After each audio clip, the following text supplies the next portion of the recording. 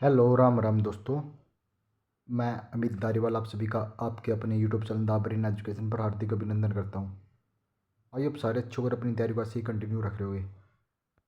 भाई जो भी बच्चा ये एल ऐसे और जेई की तैयारी कर रहा है तो उसके लिए आप सभी को पता है कि हमने भाई 10,000 क्वेश्चन होगा MCQ सीरीज स्टार्ट की हुई है, वो भी हैंड राइटिंग नोट्स।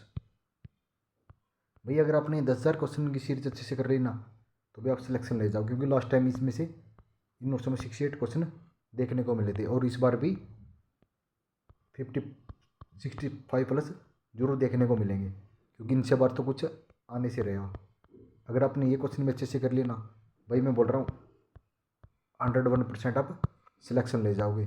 अगर आपने इस क्लास की PDF चाहिए तो the brain education Telegram channel को ज्वाइन कर लेना, वहाँ पर डेली की आपको PDF प्रोवाइड की जाती है। तो इससे पहले हमने 120 क्वेश्चनों को कवर कर लिया। मैं बहुत सारे बच्चों का कमेंट आ रहे थे कि सर क्लास कंटिन्यू रखो। भाई आज से दोबारा फिर आपकी क्लास कंटिन्यू कर रहे हैं। भाई सबसे मेन चीज़ है टाइम। भाई आपके पास तो टाइम 24 घंटे का है। भाई हमें 8 घंटे ड्यूटी करने के बाद उसके बाद भी बहुत कुछ करना पड़ता है, खुद भी तैयारी कर रहे हैं भाई आगे एग्ज़ाम की। ठीक है, सबसे मेन चीज़ यही है। ठीक है, बाकी आपका इतना अच्छा रिस्पॉन्स नहीं रहा तो इस कारण से कुछ बच्चों का रिस्पॉन्स अच्छा था, 5-10 बच्चों का, लेकिन मैं उन बच्चों के लिए क्लास नहीं छोड़ सकता। ठीक है भाई, कुछ टाइम 1 वीक के आसपास क्लास नहीं आपको प्रोवाइड करा सका, उसके लिए मैं आपसे पहले ही सॉरी बोल रहा हूँ। लेकिन अब से मैं अपना पूरा एफर्ट लगाऊंगा कि क्लास डेली की कंटिन्यू रहे। ठीक है ना। बस सिर्फ आप जरूर कमेंट करिए करो सर हमें सेशन अच्छा लग रहा है, क्वेश्चन अच्छे लग रहे हैं, जरूर कमेंट किया करो। ठीक है, और मैं बोल रहा हूँ मैं छोटी छोटी वीडियो आपके लिए बहुत ज़्यादा सिलेक्शन के बहुत ही नज़दीक लेके आती है, क्योंकि जो हम 10 मिनट की वीडियो में कवर कर लेते हैं वो आप 1 घंटे की वीडियो में कवर नहीं कर सकते। ठीक है ना। चलो आज का क्वेश्चन है, एक संभावित अंतर है कितना 12 वोल्ट का, और दो बिंदुओं पर चार्ज कितना है 2 कूलाम का चार्ज है, तो स्थानांतरित करने पर कितना काम या कार्य होता है। ठीक है, तो विभव क्या होता है, विभव होता है कार्य बटा आवेश। क्या होता है, विभव होता है कार्य बटा आवेश, W/C। ठीक है, और कार्य कार्य कैसे लिखते हैं हम, विभव गुणा क्या हो क्या यहाँ पे क्या है चार्ज, जिसे हम कॉलम में डिनोट करते हैं। ठीक है, तो W कितना है, W निकालना मैंने, वोल्ट कितनी है, वोल्ट है 12, और क्या कितना क्या हुआ 2, कितना हो जाएगा, तो ये हो जाएगा 24 जूल का। ठीक है, कितना हो जाएगा 24 जूल हो जाएगा इसका। एक इलेक्ट्रॉन बराबर होता है भाई, एक इलेक्ट्रॉन किसके बराबर होता है, एक इलेक्ट्रॉन होता है 1.602 गुणा 10⁻⁻19 जूल के बराबर होता है। ठीक है, तो 1 जूल कितने बराबर होता है, 1 जूल होता है 10 की शक्ति 7 अर्ग के बराबर होता है, और एक इलेक्ट्रॉन पर गुलाम कितना, एक इलेक्ट्रॉन बराबर होते हैं 1.6 गुना 10⁻19 गुलाम होते हैं। 1 किलो कैलोरी होती है 4386 जूल के बराबर होती है, और ऊर्जा की ऐसी इकाई क्या होती है, जूल होती है, और सीजीएस इकाई अर्ग होती है भाई। ठीक है, तो आप देख लो भाई, एक क्वेश्चन से लगभग हम 7 से 8 क्वेश्चनों को कवर कर लेते हैं। आवेशों के मध्य आकर्षण या अपकर्षण या प्रतिकर्षण का बल निर्भर करता है। भाई आवेशों के मध्य आकर्षण अपकर्षण और प्रतिकर्षण का बल कैसे निर्भर करता है, तो सबसे पहले निर्भर करता हो आवेशों के गुणन पर और आवेशों के मध्य दूरी पर, दो चीज़ों पर निर्भर करता है। किस किस पर, आवेशों के गुणन पर और आवेशों के मध्य की दूरी पर ये निर्भर करता है। ठीक है, तो F बराबर होता है क्यू क्या के Q1 गुणा Q2 बटा आर स्क्वायर। ठीक है, और F समानुपाती होता है Q1 Q2 के, F समानुपाती 1 बटा आर स्क्वायर की। ये चीज़ भी आप अच्छे से नोट डाउन कर लेना भाई। ठीक है, तो परमाणु का द्रव्यमान न्यूट्रॉन और प्रोटॉन के बार होता है। कौन सा, न्यूट्रॉन प्रोटॉन का बार होता है, ये मोस्ट इंपोर्टेंट क्वेश्चन है परमाणु वाला।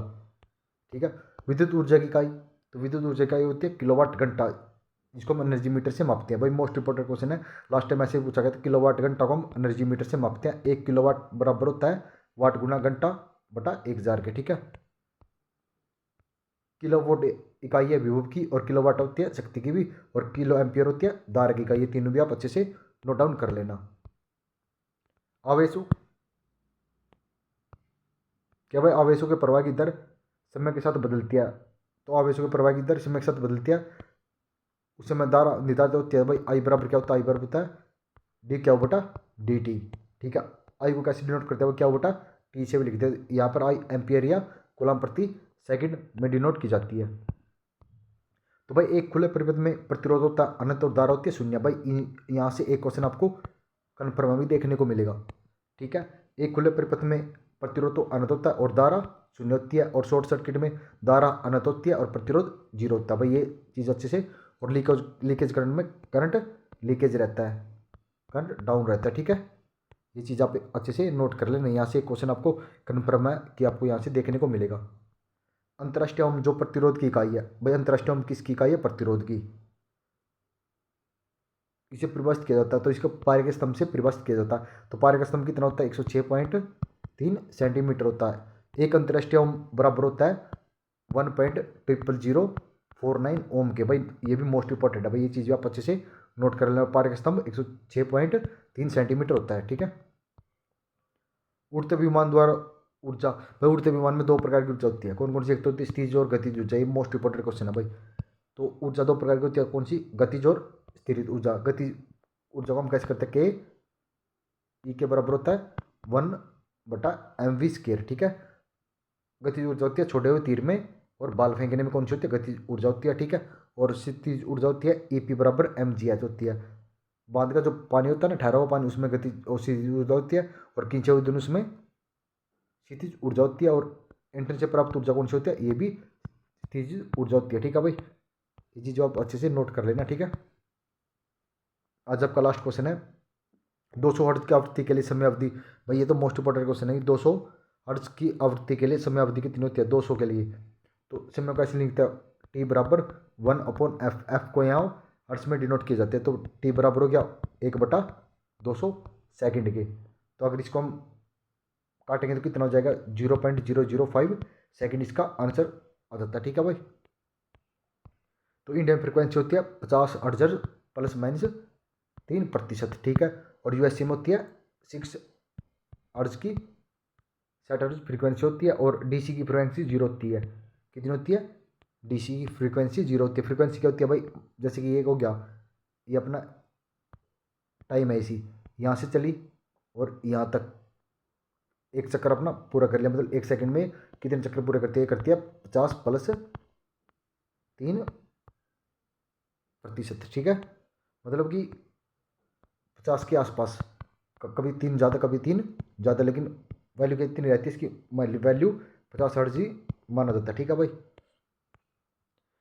आई होप आपको सेशन अच्छा लगा। अगर भाई अच्छा लगा सेशन तो भाई जरूर लाइक शेयर और कमेंट करके जरूर बताना। ठीक है, और आपके लिए भाई बहुत सारे सेशन स्टार्ट किए हुए हैं। भाई जो मेंस की तैयारी कर रहा उसके लिए भाई हमने आईपीसी धारा, इन्वायरमेंट, ठीक है, डिजास्टर मैनेजमेंट और बहुत सारे भाई जितने भी टॉपिक आने हैं ना मेंस में, वो सभी टॉपिक हम हैंड ओवर राइटिंग स्टार्ट कर रहे हैं। आज आपकी कल क्लास अपलोड की थी, अगर जिस बच्चे ने एक बार वो क्लास जरूर देख लेना और कमेंट करना। अगर भाई 10 बच्चे कमेंट करें, 10 बच्चों के लिए मैं वो क्लास प्रोवाइड करवा दूंगा।